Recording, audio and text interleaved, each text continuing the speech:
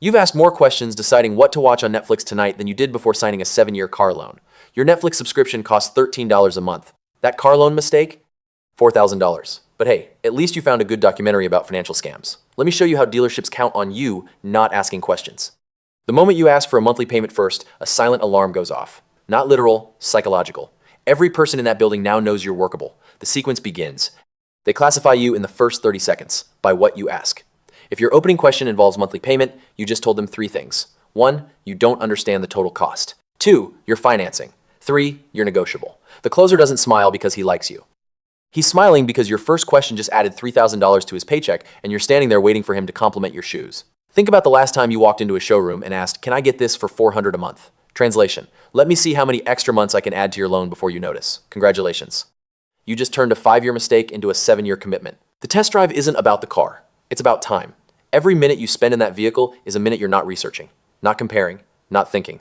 He's watching you fall in love with something you can't afford yet. It's like a first date where the other person already knows your credit score. You return from the test drive and they ask for your keys. You also gave them 20 minutes to make you feel trapped. They disappear for 20 minutes. You think they're appraising your car? They're not. They're running your credit without asking. When they come back, the number they offer for your trade is $800 to $2,000 below actual value. The lowball isn't an insult, it's an anchor. Here's the disturbing part. They already know what your car is worth. They have the same valuation tools you can access online. It's like asking someone the time when you're both wearing watches, except their watch is set to screw you a clock. The desk visit. You sit down with the closer. He has paperwork. It's like a magician's trick, except instead of pulling a rabbit out of a hat, he's pulling thousands of dollars out of your future. He starts talking about monthly payments. $399 a month. Sounds good. You're thinking about your budget. He's thinking about extending your loan term to 84 months. Let me show you the math they're hiding. $399 a month for 84 months is $33,516. The same car at $479 a month for 60 months is $28,740. You just paid $4,776 extra to feel like you got a lower payment. That's not a deal. That's financial anesthesia. You don't feel the pain because they spread it out over 7 years. Then the manager appears. The closer says he needs approval. This is theater, Broadway quality theater. The manager should win a Tony for this performance. The manager already approved this deal before you sat down. The manager comes back, says he can do $375 a month. You feel like you won. You just agreed to an extra $9,000 in interest over 7 years. Because the first number is always a test. They're checking if you know how to do math or if you just know how to sign your name. Now comes the handoff.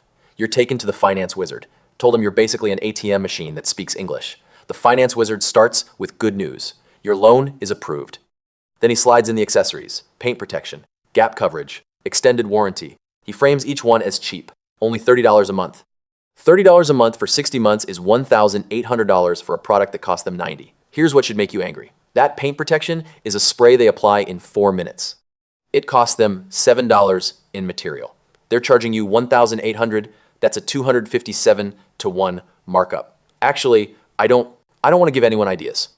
Every step you just experienced was choreographed. The test drive length, the key disappearance, the manager visited. It was a sequence designed to exhaust your logic and activate your emotion.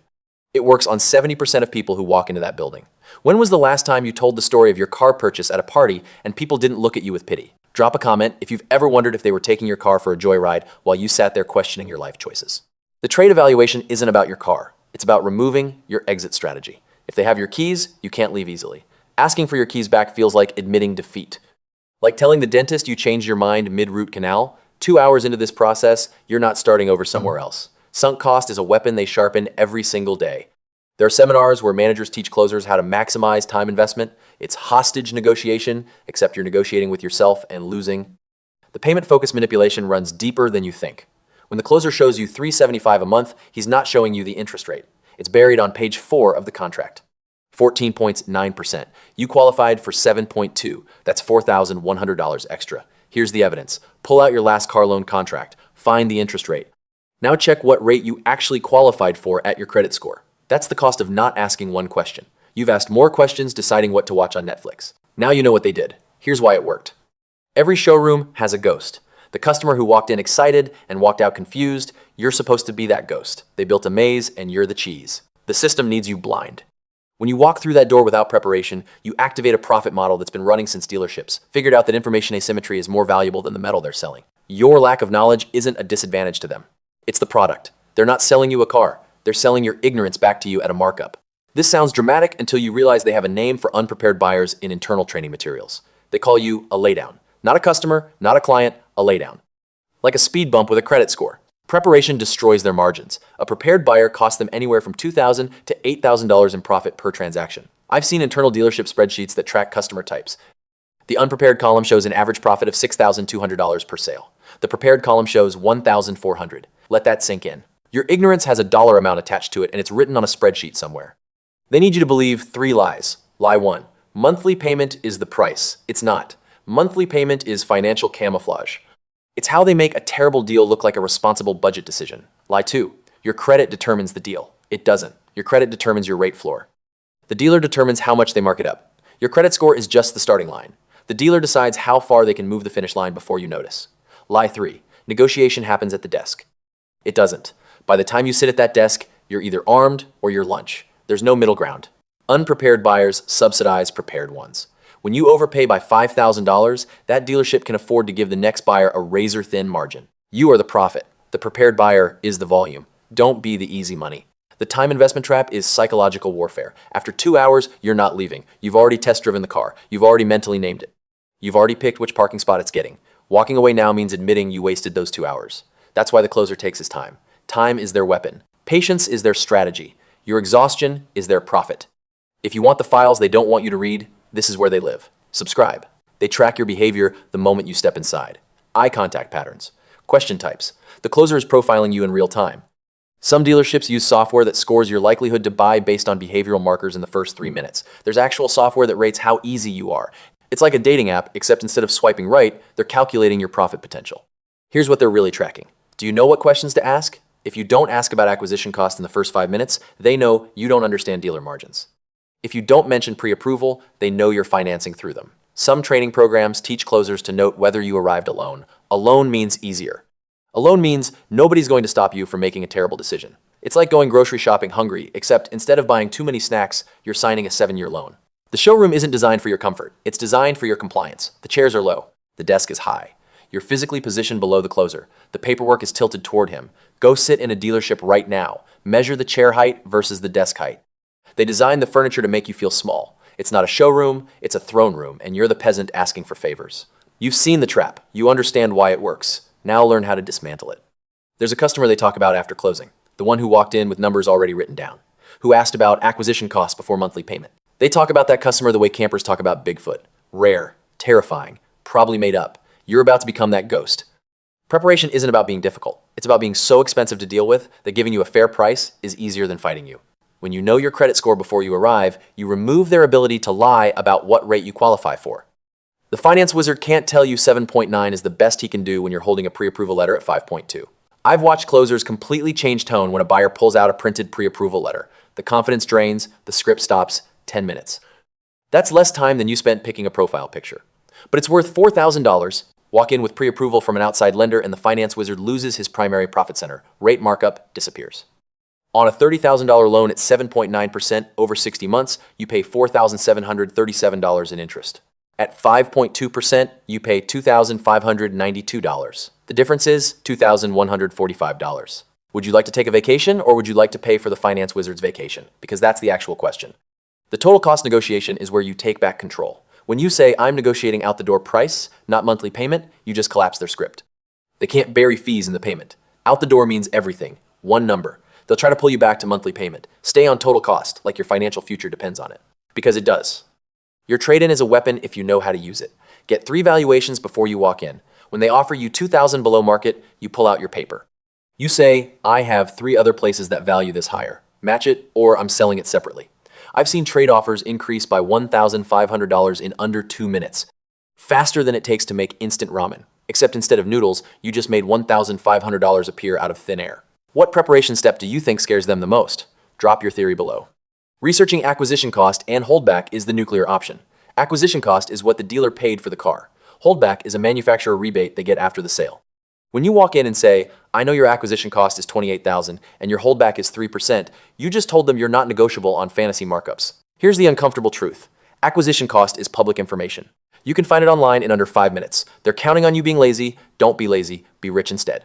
Most dealerships will negotiate off acquisition costs if you prove you know it. Go online right now, look up the acquisition cost of any new car, add $800. That's a fair deal. I'll wait. Actually, I won't, because I already know your neighbor overpaid by $4,000. Your neighbor didn't watch this video. The preparation protocol removes one weapon at a time. Know your credit score. Rate markup, gone. Get pre-approval. Financing profit, gone. Negotiate total cost. Payment manipulation, gone. Value your trade, lowball anchor, gone. Research acquisition cost. Margin fantasy, gone. How much time does this take? 2 hours. You'll spend 2 hours there either way. The question is whether those 2 hours make you money or cost you money.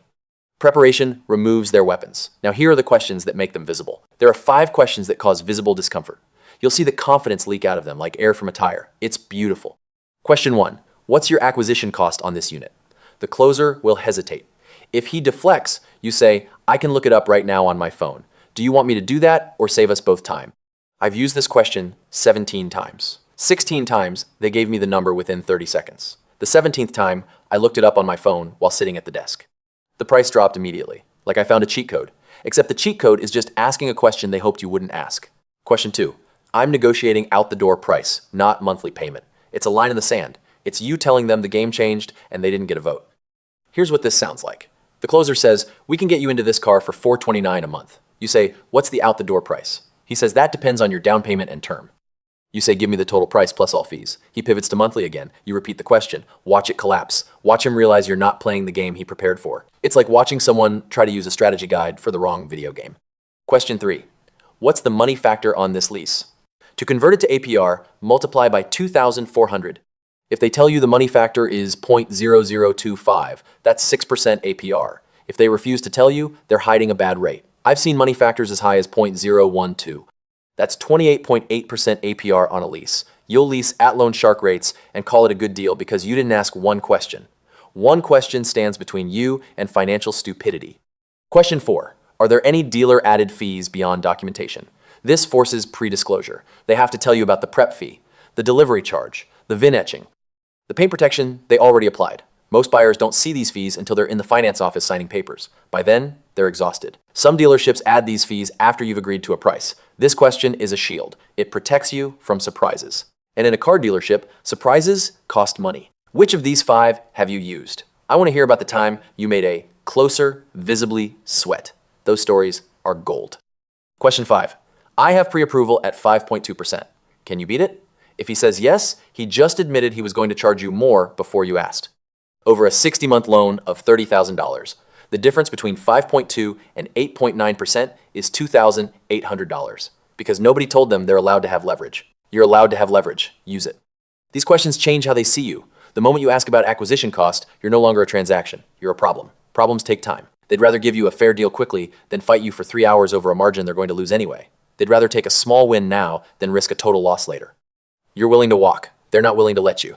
When you ask the right question, the closer's posture changes. He sits back, he stops smiling. He says, let me check with my manager. That phrase is a white flag. I've watched closers go from dominant to deferential in the span of one question. The power shifts. You feel it. They feel it. The room knows who's in control now. You have the questions. Now watch what happens when you use them. There's a moment where the energy shifts. The closer goes quiet. The finance wizard suddenly offers a better deal without you asking. The manager appears and starts negotiating against himself. When you sit down with the closer and he starts running the 4-square method, you say, I know you're using a 4-square. Let's skip that and talk out the door price. He stops. He looks at you. It's a shell game. 3 card months. Except instead of cards, it's your money disappearing into different boxes. You just told him you've studied the playbook. What's he thinking? How long is this going to take and is it worth it? Usually, the answer is give them a fair price and move on. The sudden discount that appears without negotiation is panic pricing.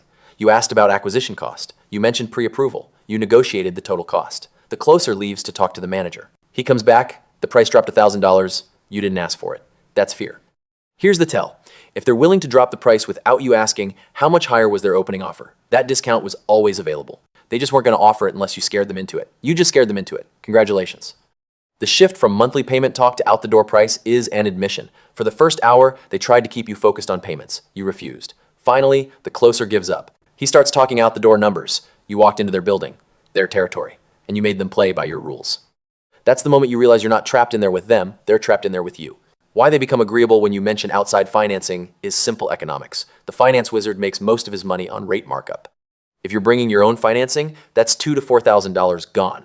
Watch how his tone changes when you say, I'm already approved through my credit union. He became helpful because his profit center just evaporated. He's being nice because you just took his lunch money. Enjoy watching him be nice.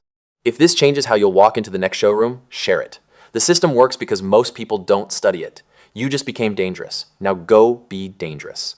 The final tell is when they stop saying, let me check with my manager. For the first 2 hours, every decision required approval. Now you're negotiating in real time. The closer is making calls himself. He's not leaving the room. Here's the question. If he can suddenly make decisions without the manager, why couldn't he do that 2 hours ago? Because the manager acted. You just made him negotiate honestly, in a car dealership. That's basically a miracle. That moment I showed you at the beginning, you just learned how to create it. Now go make them uncomfortable. Until next time, thanks for watching.